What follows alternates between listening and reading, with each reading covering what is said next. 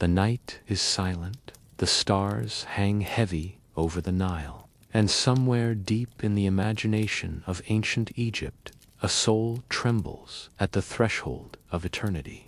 Death has come, but instead of vanishing into nothingness, the journey has only just begun. The Egyptians believed that every person, from the humblest farmer to the mightiest pharaoh, would face a single, terrifying moment, the weighing of the heart. It was not swords or armies that decided fate, but truth itself. The heart, that quiet witness of every deed, would be placed upon the scales in the hall of Mat. On the other side rested a single feather, light as air yet heavy with meaning. The gods gathered, their eyes unblinking, their presence immense. Anubis, jackal-headed and solemn, adjusted the scales with steady hands. Thoth, the divine scribe, sharpened his pen to record the outcome. Osiris, lord of the dead, sat upon his throne, green-skinned and eternal, watching with calm authority. This was the moment every soul feared, not because of pain, but because of truth. No bribes, no excuses, no clever speeches could change the weight of the heart. It carried the record of a lifetime, etched into its very essence. If the heart was light, balanced with the feather, the soul would pass into paradise, the field of reeds, where abundance and peace stretched forever. But if the heart was heavy, burdened by lies and injustice, Amit would consume it, and the soul would vanish into silence. The Egyptians imagined this moment with awe and trembling. It was the ultimate fairness. Kings and peasants alike stood equal before the scales. Eternity was not decided by wealth or power, but by truth alone. And so, the people lived with reverence, knowing that one day their hearts would speak for them in the hall of judgment. If you love mythology and history from all cultures and forbidden ancient stories, subscribe, because this channel reveals the secrets behind every myth. And hey, let me know where you're watching from. Hopefully somewhere cozy, maybe under a blanket, fighting sleep like a pharaoh fighting denial. Because this story is about to get even sleepier. To the ancient Egyptians, death was never imagined as a final curtain. Instead, it was a doorway, a passage into another realm where the soul continued its journey. Life along the Nile was filled with rhythms, the rising of the sun, the flooding of the river, the planting and harvesting of crops, and death was seen as part of that same eternal cycle. Just as the sun set only to rise again, so too did the soul leave the body only to awaken in the Duat, the underworld. This belief gave comfort and structure to their world. Tombs were not built as places of sorrow, but as gateways carefully prepared to ensure safe passage. The walls were painted with scenes of daily life, not to mourn what was lost, but to promise what would be regained.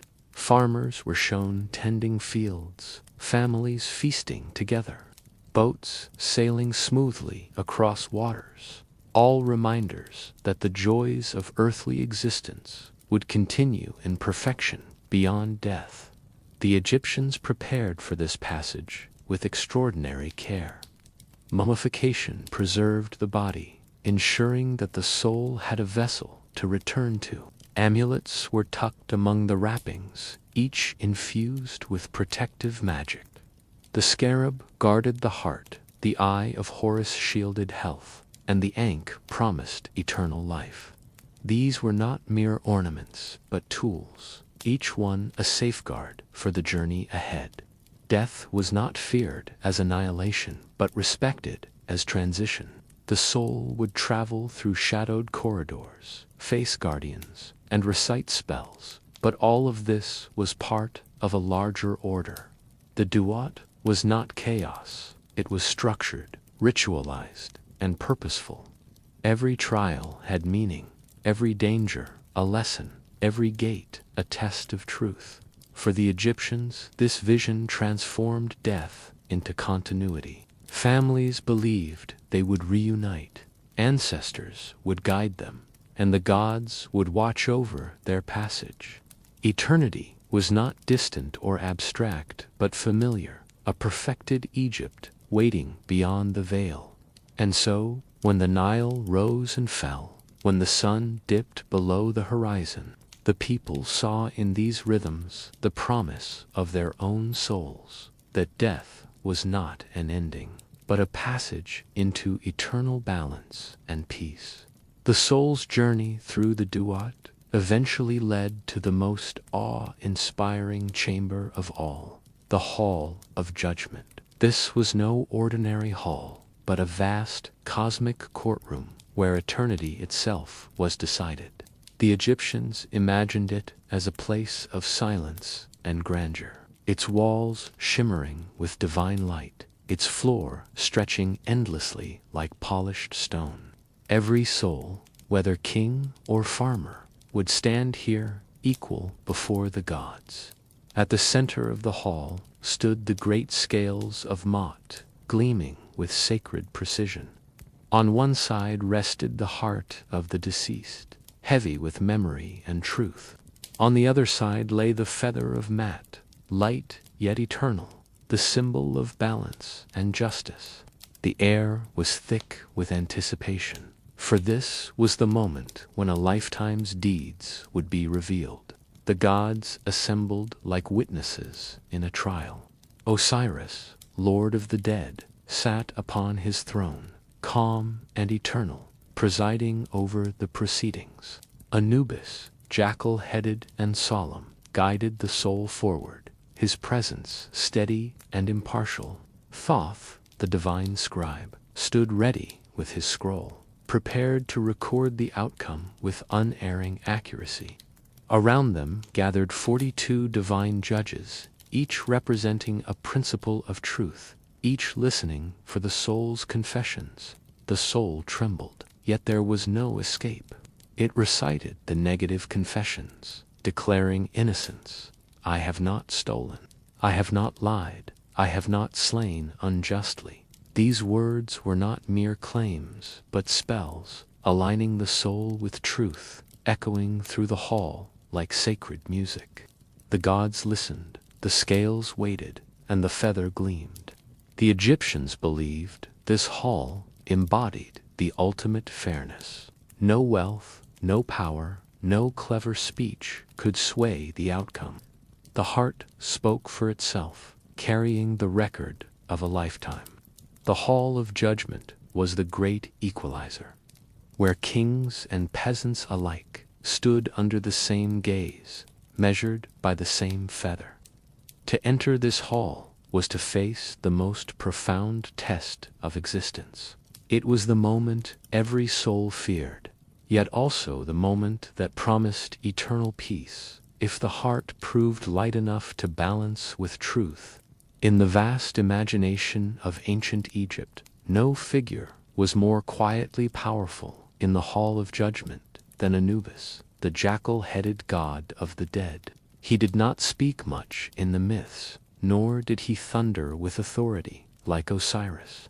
Instead, Anubis was the silent guardian, the steady hand that ensured the scales of truth were balanced with perfect precision. The Egyptians revered him as the protector of tombs and the guide of souls. His presence was both comforting and intimidating.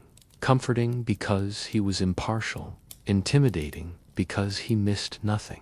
When the soul entered the Hall of Judgment, it was Anubis who took the heart, placed it upon the scales, and adjusted them with calm exactness. No trick, no whisper, no plea could sway him. He was the embodiment of fairness, the quiet executor of divine law. Anubis was also the god of embalming, the one who oversaw the mummification process. Priests dressed in jackal masks performed rituals in his honor, believing that his guidance preserved the body for eternity. In this way, Anubis was present from the moment of death to the final test in the afterlife, a constant companion who never abandoned the soul. The Egyptians imagined him with sleek black fur, eyes sharp and watchful, ears pricked to every sound. He did not roar or command, he simply observed, ensuring that truth was upheld. His silence was not emptiness, but authority, a reminder that justice did not need noise to be powerful. For the soul trembling in the hall, Anubis was both terrifying and reassuring. His impartial gaze promised that the test would be fair, that no injustice would slip through.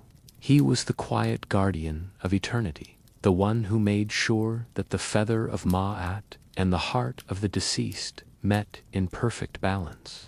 In the hush of the Hall of Judgment, it was Anubis who stood watch, silent but unyielding, guiding every soul through the most important moment of its existence.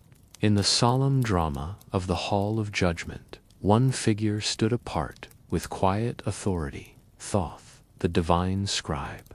With the head of an ibis and the wisdom of eternity, Thoth was entrusted with a task that no other god could perform, recording the truth of the soul's trial. His role was not to judge, nor to guide, nor to devour. Instead, he was the keeper of records, the one who ensured that every outcome was written into the eternal scrolls of the cosmos. The Egyptians revered writing as a sacred act, and Thoth embodied this reverence. His pen was not inked with ordinary pigment, but with divine power, each stroke carrying the weight of truth.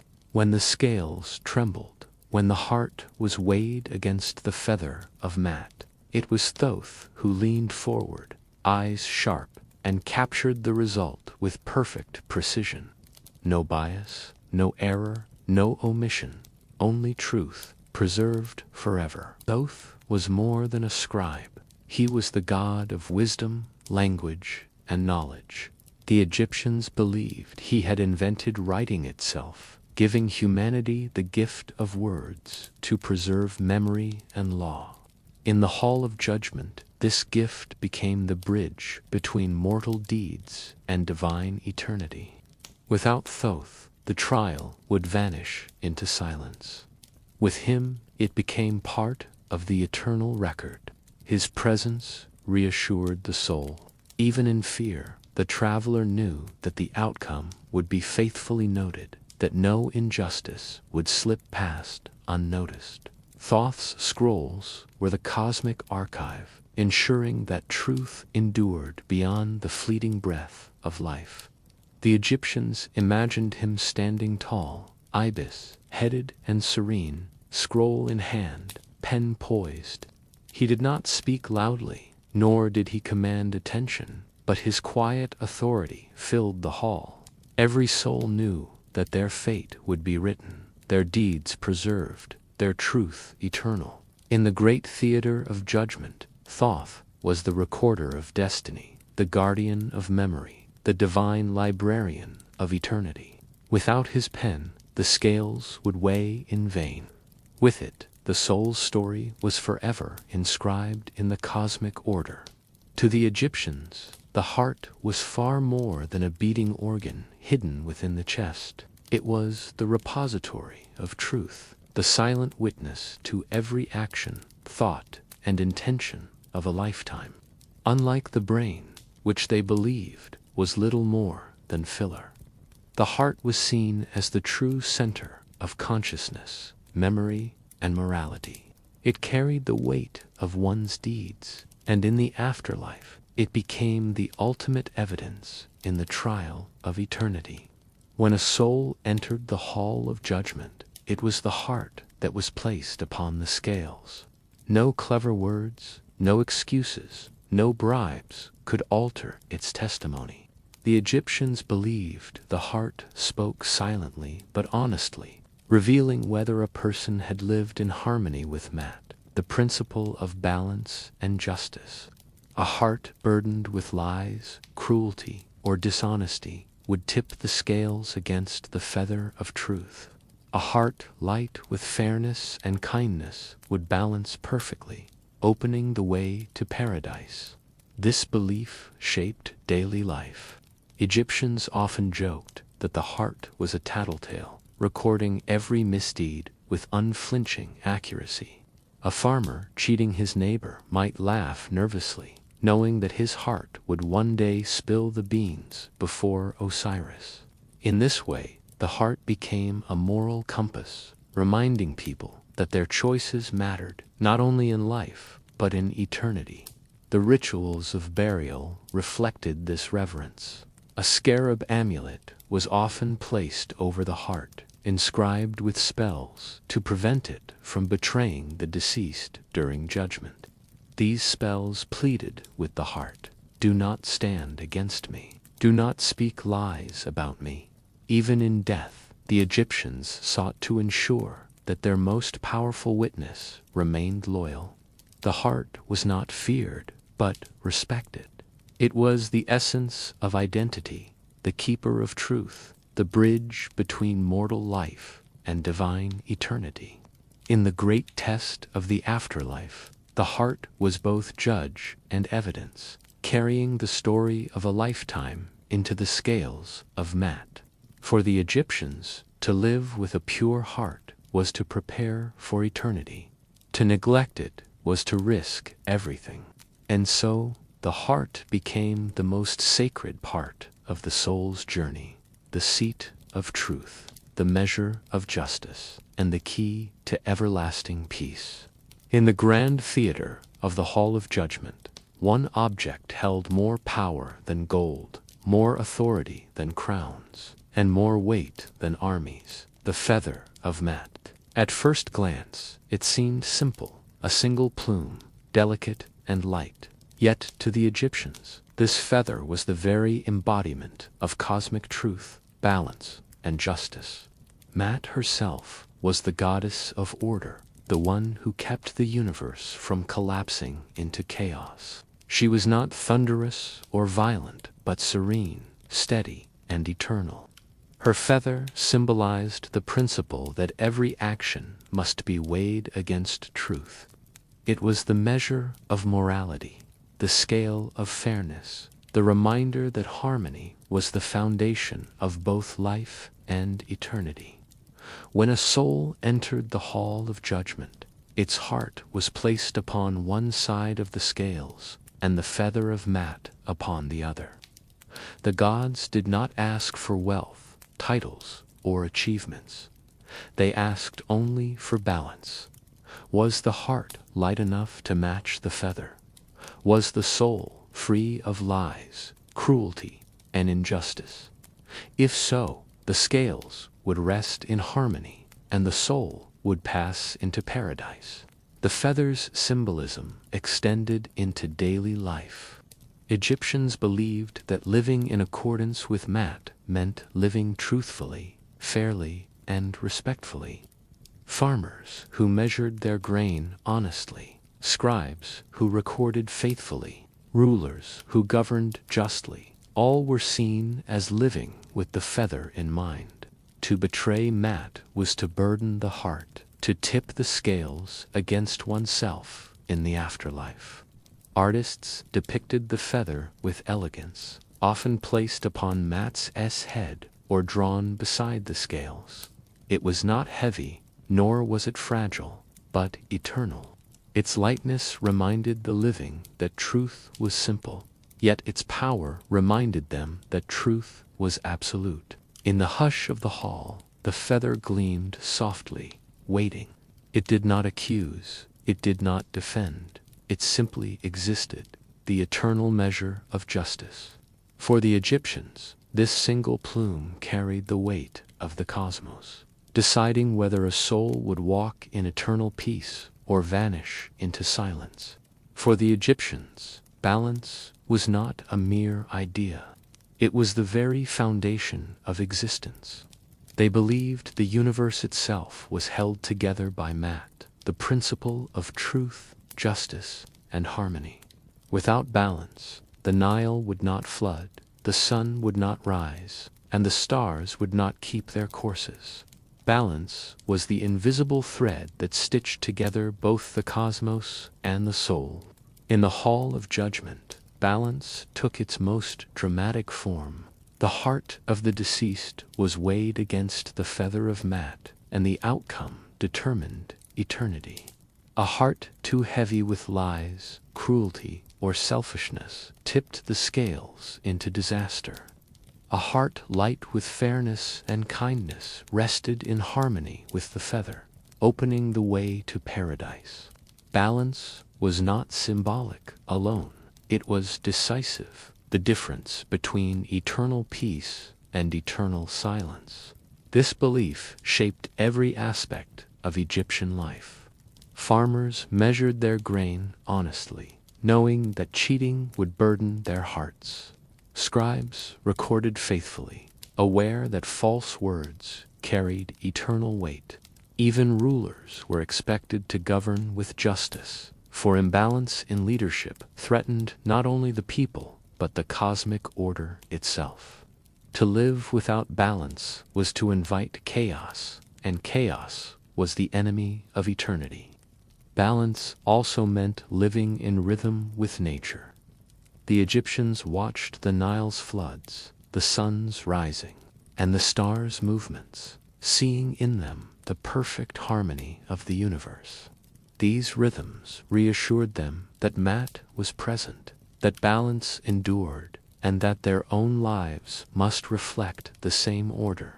In the Hall of Judgment, the scales did not measure wealth or power, they measured balance. The feather of Maat was eternal, unchanging, and absolute. It reminded every soul that truth was simple, fairness was essential, and harmony was the key to eternity.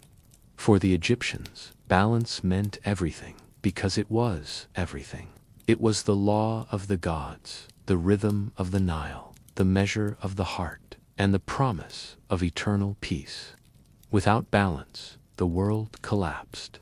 With it, the soul found its way to paradise.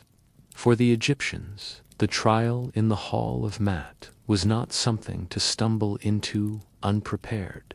It was the most important test of existence, and the living spent their entire lives ensuring that their souls would be ready when the moment arrived. Preparation was both practical and spiritual, woven into daily rituals, funerary practices, and the very architecture of tombs. The process began with mummification, a sacred art overseen by priests who invoked Anubis, the god of embalming. The body was carefully preserved, not out of vanity, but because the soul needed a vessel to return to. Without a body, the soul risked wandering, lost in the corridors of the Duat. Every bandage, every resin, every amulet placed among the wrappings was part of a larger plan to protect the traveler on its journey. Amulets carried immense importance. The scarab was placed over the heart, inscribed with spells begging it not to betray the deceased during judgment. The Eye of Horus guarded health and wholeness, while the Ankh promised eternal life. These charms were not trinkets, but tools, each infused with divine power to shield the soul from dangers and remind it of the truths it needed to recite. Preparation also meant knowledge of spells. The Book of the Dead was a guidebook filled with incantations to help the soul navigate gates, answer questions from guardians, and avoid traps in the underworld. Families commissioned these scrolls, ensuring that their loved ones carried words of power into eternity. To forget a spell was to risk stumbling. To remember was to walk with confidence. Even tombs themselves were part of preparation. Walls were painted with scenes of farming, feasting, and sailing, not as decoration, but as promises. They reminded the soul of what awaited if it passed the test: abundance, reunion, and peace.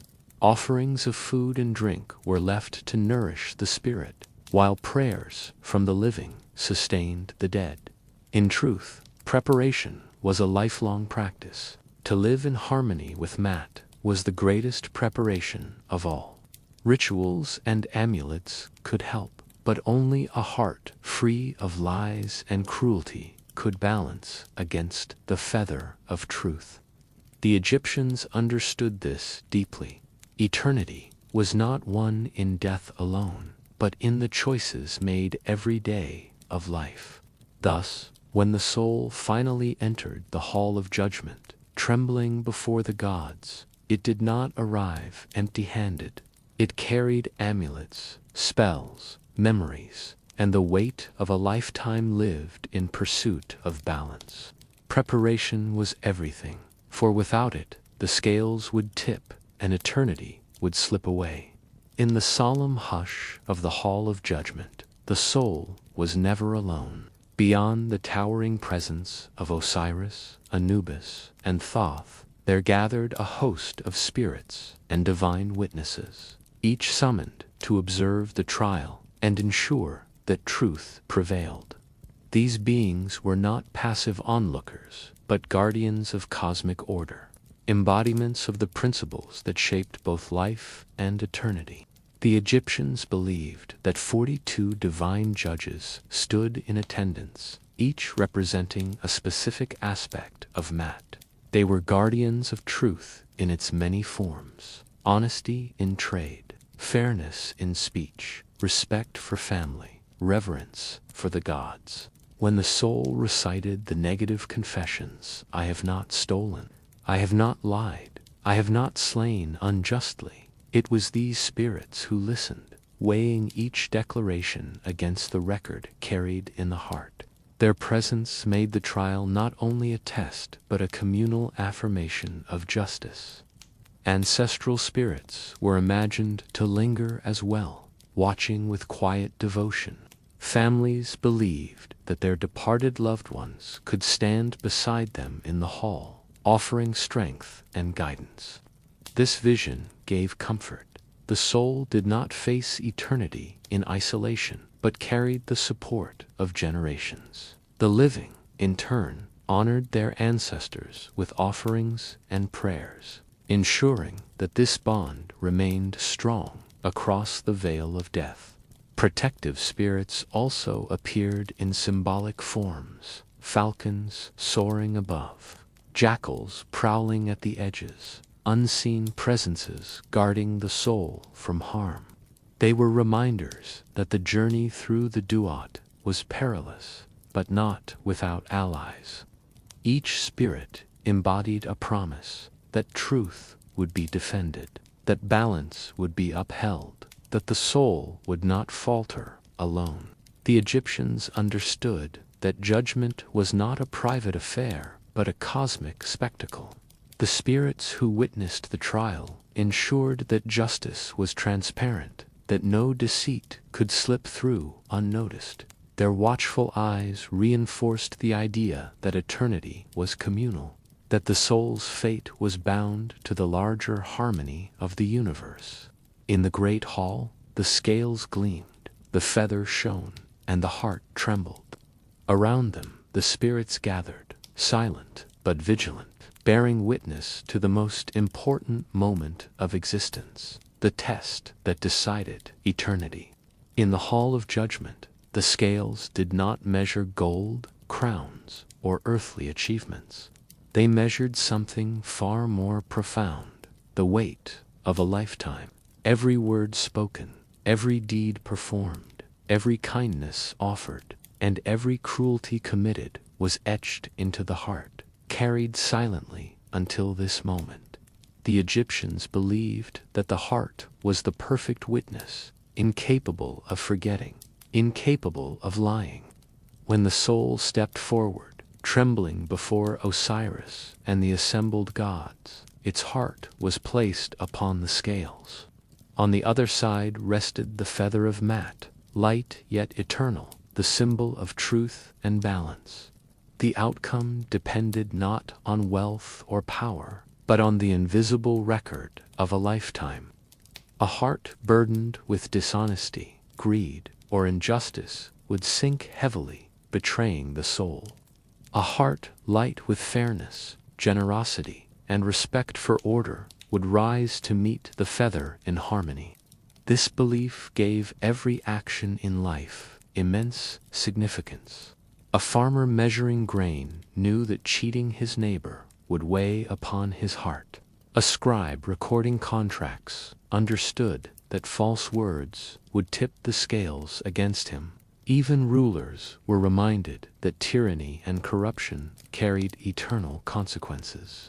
The Egyptians lived with the awareness that their choices were not fleeting, but eternal, woven into the fabric of their souls.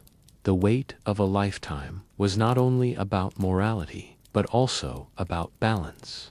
To live in accordance with Mat meant living in rhythm with nature, honoring family, respecting community, and revering the gods.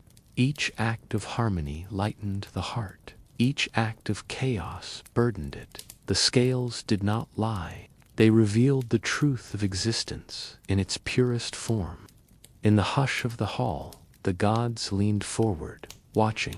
Anubis adjusted the scales with steady hands. Thoth poised his pen to record, and Osiris observed with calm authority. The heart trembled, the feather gleamed, and the weight of a lifetime was revealed.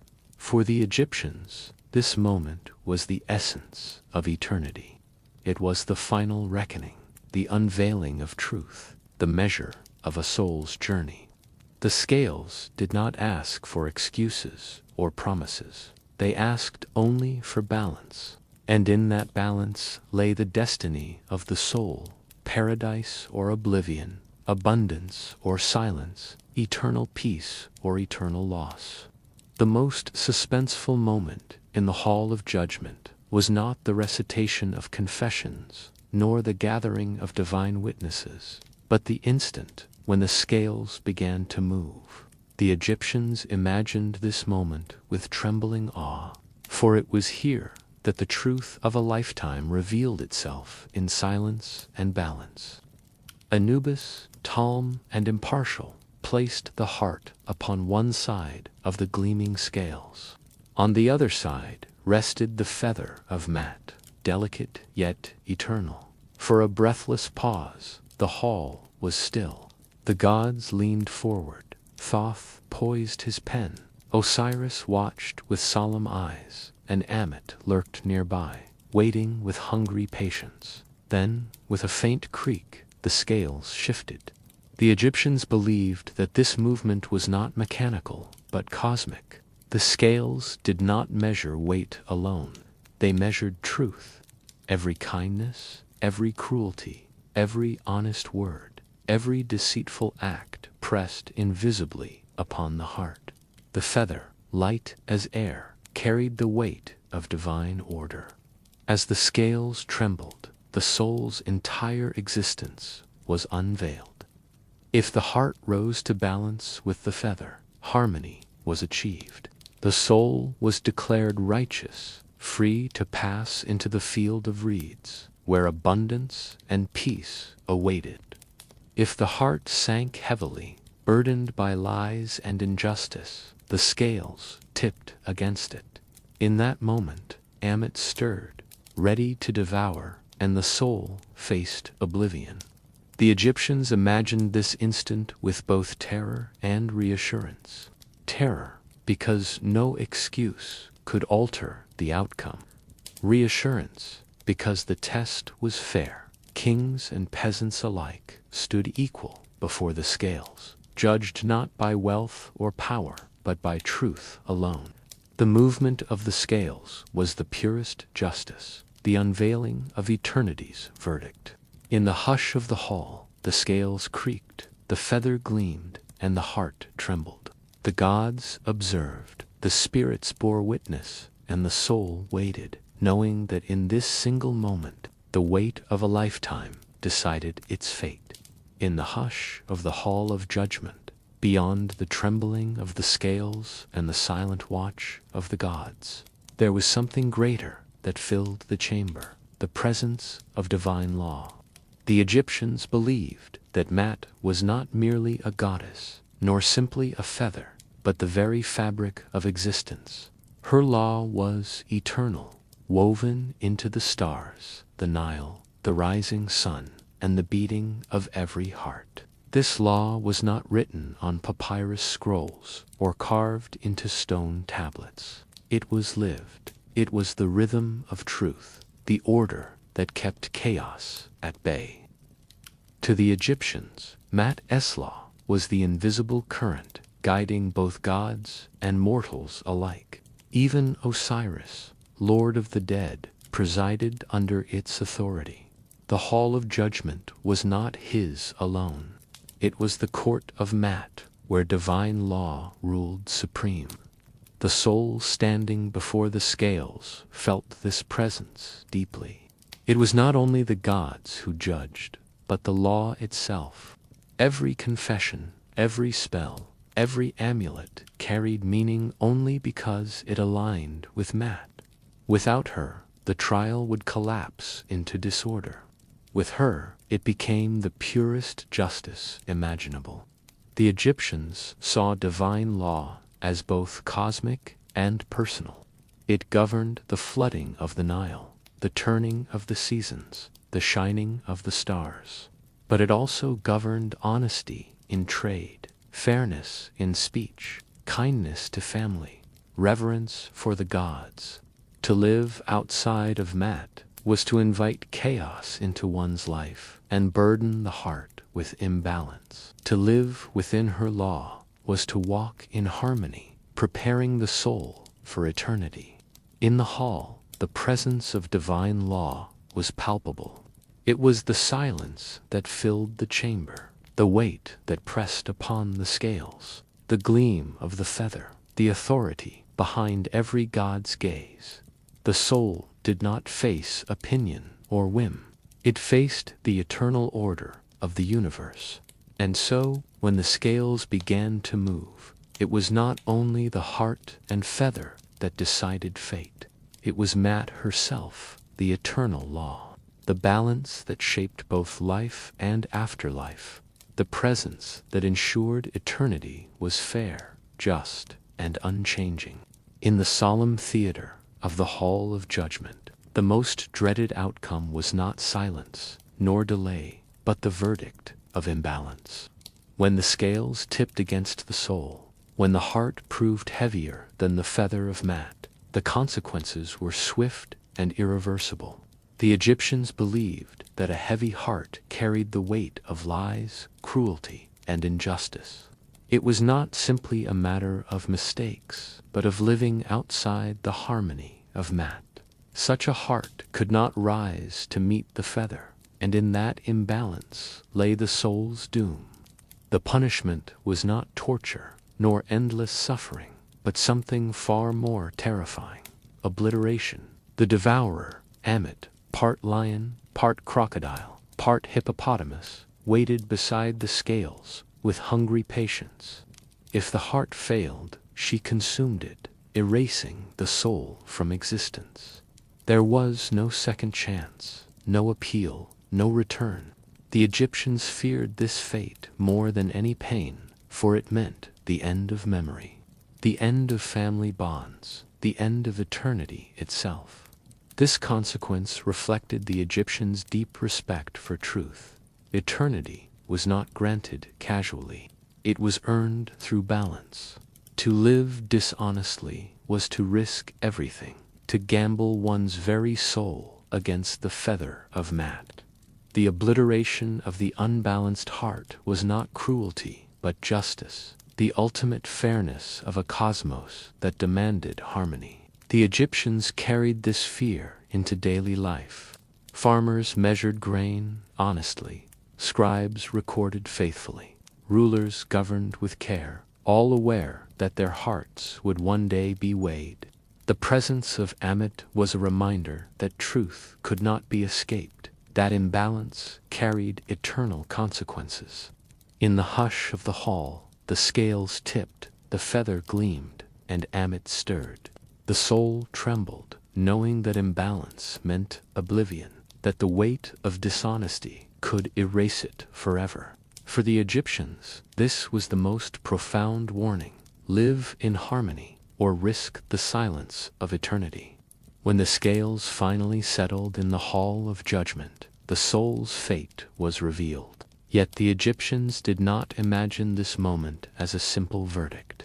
They believed it opened paths, roads stretching into eternity, each leading to a destiny shaped by truth or imbalance. For the righteous soul, the path was radiant. The gates of the Duat parted, and the way led into the field of reeds, a paradise where life continued in perfection. Crops grew without toil, rivers flowed endlessly, families reunited, and feasts never ended. It was Egypt perfected, a mirror of the Nile Valley, but free of hardship. The righteous soul walked this path with joy, knowing that balance had carried it into eternal abundance. Other paths were imagined too. Some lead deeper into the mysteries of the gods, where the soul might serve in divine courts, sail with Ra across the sky, or stand beside Osiris in eternal guardianship. These were honors reserved for those whose hearts were not only light, but radiant with devotion. Eternity was not uniform. It was shaped by the soul's harmony with Mat. For those who failed the test, the path was darker. The scales tipped, the heart sank, and Amit stirred. The soul's road ended abruptly, consumed by the devourer, erased from memory and existence. This was not a path of torment, but of silence, the obliteration of identity, the vanishing of eternity. To the Egyptians, this was the most terrifying fate, for it meant no reunion, no paradise, no continuation. The Egyptians saw these paths as reminders in daily life. Every choice carved a direction. Every act of kindness or cruelty paved a road. To live in balance was to prepare for the radiant path. To live in chaos was to risk the silent one. The Hall of Judgment was not only a trial, but a crossroads, where eternity unfolded according to the truth carried in the heart. And so, when the scales rested, the soul did not simply receive a verdict. It stepped onto a path, one of light or one of silence, shaped by the balance of a lifetime, guided by the eternal law of Mat. In the imagination of ancient Egypt, the most triumphant moment in the Hall of Judgment was when the scales rested in perfect balance. The heart of the deceased, light and pure, matched the feather of Mat, and the soul was declared righteous. This was the victory every Egyptian longed for, the assurance that eternity awaited in peace and abundance. The souls that passed the judgment were welcomed into the field of reeds, a paradise that mirrored Egypt itself but perfected. Here, crops grew tall without toil, rivers flowed endlessly, and families reunited in joy. The righteous could farm, feast, and sail, but without hunger, exhaustion, or hardship. It was a vision of harmony, a continuation of life's pleasures elevated into eternity. Passing the test also meant freedom from fear. The soul no longer trembled before Amit, the devourer, nor wandered lost in the shadows of the Duat. Instead, it walked confidently into light, guided by the gods, embraced by ancestors, and sustained by offerings from the living. The Egyptians believed that the righteous soul became part of the eternal order, contributing to the balance of the cosmos itself. Some souls were imagined to gain special honors. They might sail with Ra across the sky, joining the sun god in his eternal voyage. Others might stand beside Osiris, serving in his divine court, guardians of truth for all eternity. These visions reflected the Egyptians' belief that righteousness not only secured paradise, but also elevated the soul into cosmic service. The triumph of passing judgment was not only personal, but communal. Families believed their loved ones would watch over them, guiding and protecting from beyond. The living, in turn, honored the righteous dead with prayers and offerings, ensuring that their memory endured. Eternity was not isolation, but connection, a bond between the living and the departed, sustained by truth. For the Egyptians, the souls that passed the judgment embodied the promise of Maat. They proved that balance was achievable, that truth was rewarded, and that eternity was not a distant dream but a radiant continuation. In the hush of the hall, when the scales balanced and the feather gleamed, the righteous soul stepped forward into paradise, carrying the lightness of truth into forever. Not every soul emerged victorious from the hall of judgment. For those whose hearts weighed heavier than the feather of Maat, the outcome was devastating. The Egyptians believed that failure in this sacred test meant the end of existence itself, a fate more feared than pain, more dreaded than punishment. The heart, burdened with lies, cruelty, or injustice, tipped the scales against the feather. In that moment, the gods did not argue, nor did they offer mercy. Truth was absolute, and imbalance could not be excused. The soul stood exposed, its lifetime revealed as unworthy of eternity. Waiting beside the scales was Ammit, the devourer. Part lion, part crocodile, part hippopotamus, she embodied the most feared forces of nature. When a soul failed, Ammit lunged forward, consuming the heart with terrifying finality. This act did not send the soul into torment or endless suffering. Instead, it erased it completely. The Egyptians called this fate the second death, the obliteration of identity, memory, and spirit. To fail the trial was to vanish. No reunion with family, no paradise in the field of reeds, no service among the gods. The soul became nothing, swallowed by silence. This was the ultimate punishment, not pain, but non-existence. The Egyptians carried this fear into their daily lives.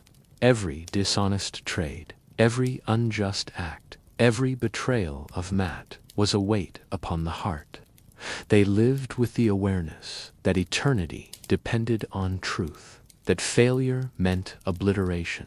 The presence of Ammit in the hall was a constant reminder. Balance was not optional, it was essential. And so, the souls that failed the trial became warnings. Their fate taught the living that eternity was fragile, that justice was absolute, and that the scales could not be deceived.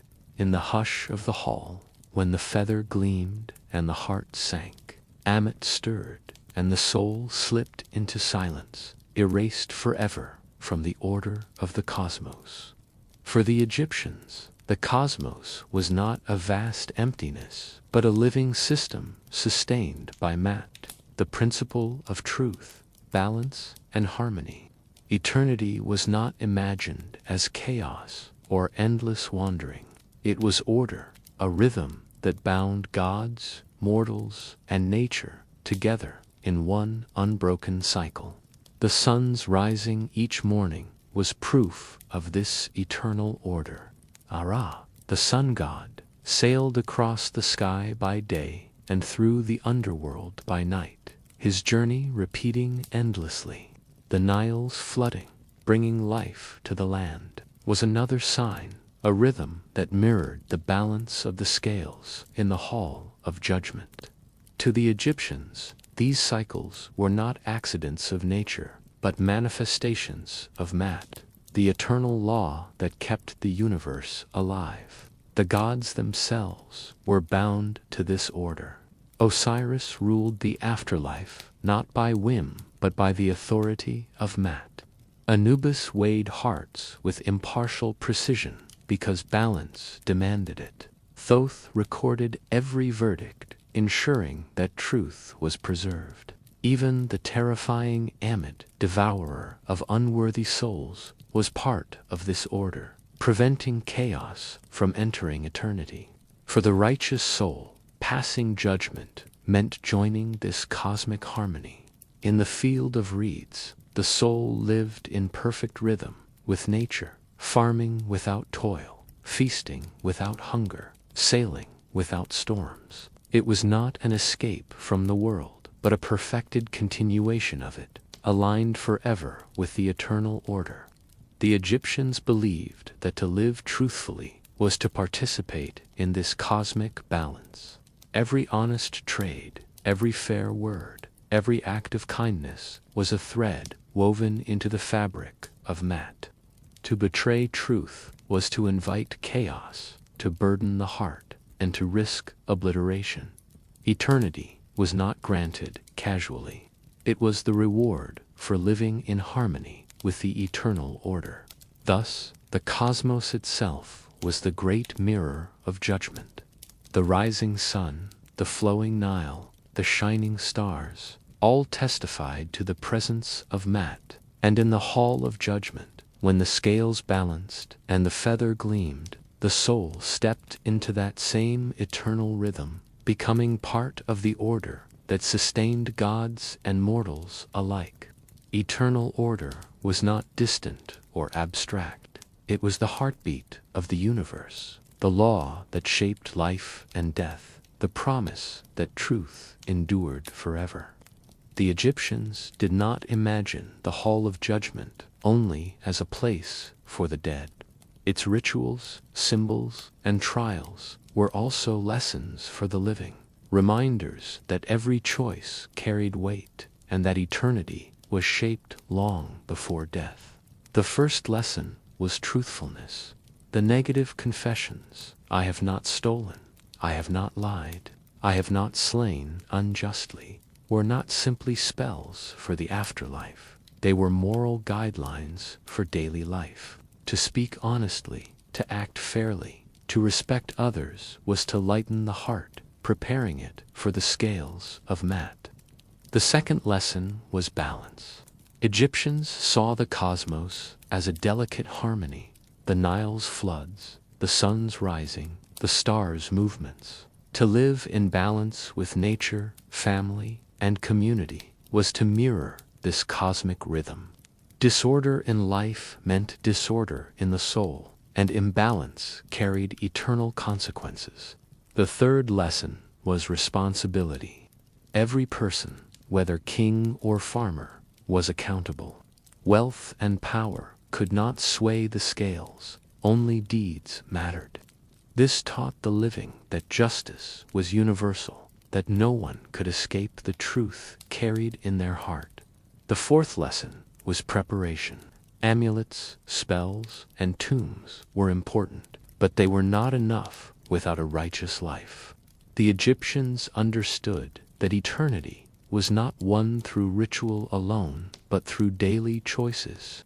To live with kindness, fairness, and reverence was the greatest preparation for the Hall of Judgment. Finally, the lesson was humility before divine law. Even the gods themselves were bound by Mat.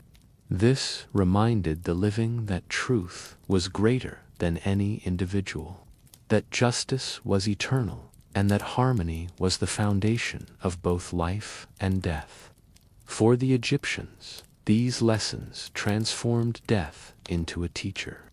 The Hall of Judgment was not only a trial for the soul, but a mirror for the living, showing them how to walk in truth, balance, and harmony. To learn these lessons was to prepare for eternity. To ignore them was to risk silence in the afterlife. Thus, the living were meant to carry the hall within them, every day, every choice, every word, knowing that the scales awaited, and that the lessons of Mat were the path to eternal peace. The story of the Egyptian afterlife is not merely a tale of gods and rituals. It is a vision of justice that shaped eternity. In the Hall of Judgment, every soul stood equal, its heart weighed against the feather of Mat. Kings and peasants alike faced the same truth, that eternity was not won through wealth or power, but through balance, honesty, and harmony with the cosmic order. The Egyptians believed this trial was the ultimate fairness. The scales did not lie, the feather did not bend, and the gods did not waver. The righteous passed into the field of reeds, where abundance and reunion awaited. The unworthy were consumed by Amit, erased from memory, their existence dissolved into silence. In this way, the judgment shaped eternity, ensuring that truth endured and chaos was banished. For the living, the lesson was clear. Every choice mattered. To live in accordance with Mat was to prepare for eternity. To betray truth was to risk obliteration. The Hall of Judgment was not only a place for the dead, but a mirror for the living, reminding them that balance was the path to peace. And so, the Egyptians carried this vision into their daily lives, measuring grain honestly, speaking truthfully, honoring family, and revering the gods. They lived with the awareness that the scales awaited, that the feather gleamed, and that eternity was shaped by the weight of a lifetime. The story closes here, in the hush of the hall, where the scales rest, the gods watch, and the soul steps forward into its destiny. The judgment has been made, eternity has been shaped, and balance has been restored. Now, as the tale drifts into silence, let the rhythm of Mat settle like the Nile at dusk. The gods withdraw, the feather gleams softly, and the soul finds its place in the eternal order. Sleep well, traveler of stories. The judgment is complete, the cosmos is balanced, and eternity is at peace. Good night.